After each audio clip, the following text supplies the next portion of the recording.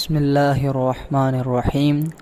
அல்லாஹ்வுடைய படைப்புகளில் எத்தனையோ படைப்புகள் இதை சிந்தித்து அல்லாஹ்வை விளங்க வேண்டும் என்று அல்லாஹ் குர்ஆனில் சொல்லி காட்டுகிறான். அல்லாஹ்வுடைய படைப்புகளை சிந்தித்து அல்லாஹ் எப்படி படைத்திருக்கிறான் அதை சிந்தித்து அல்லாஹ்வை விளங்குங்கள், அல்லாஹ்வுக்கு வழிபடுங்கள் என்று அல்லாஹ் குர்ஆனில் சொல்லி காட்டுகிறான். இப்போ அல்லாஹ்வுடைய படைப்பான தண்ணீர் இந்த பூமியில் 70க்கும் அதிகமான சதவீதம் தண்ணீரால் நிரப்பப்பட்டுள்ளது.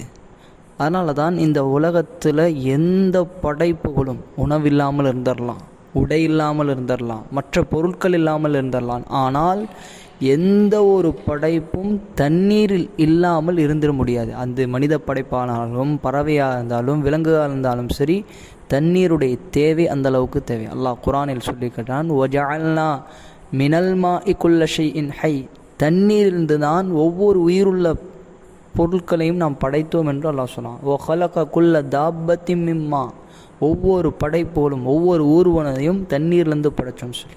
அப்போ தண்ணீருடைய பயன்பாடு என்பது யாராலும் இருக்க முடியாது. மரங்கள், செடிகள், உயிர் வாழ்வதற்கு தண்ணீர் தேவை, குடிப்பதற்கு தண்ணீர் தேவை, குளிப்பதற்கு தண்ணீர் தேவை, விவசாயம் செய்வதற்கு தண்ணீர் தேவை, பூமியிலிருந்து செடி கொடிகள் முளைப்பதற்கும் தண்ணீர் தேவை, நாம் அன்றாட பயன்படுத்தக்கூடிய எத்தனையோ பொருட்கள் தயாரிப்பதிலும் தண்ணீர் தேவை. அல்லாஹ் தண்ணீருடைய பயன்பாட்டை ஒரு மிக முக்கியமானதாக, ஏன் நம்முடைய உடலில் தண்ணீரினுடைய அளவு குறைந்து விட்டால் பல நோய்களை ஏற்படுத்தும். சுகாதார தண்ணீர், சரியான முறையில் தண்ணீரை அருந்தாவிட்டாலும் சரி நமக்கு நோய் ஏற்படும். இப்படி தண்ணீருடைய பயன்பாடுகள் அல்லாஹ் சுப்ஹானஹு வ தஆலா இன்றியமையாத வச்சுருக்கான். ஒருவேளை இந்த தண்ணீர் இல்லை என்று சொன்னால் நம்முடைய நிலை என்ன, இந்த உலகத்தில் வாழக்கூடிய படைப்புகளுடைய நிலை என்பதை நாம் சிந்திக்க வேண்டும்.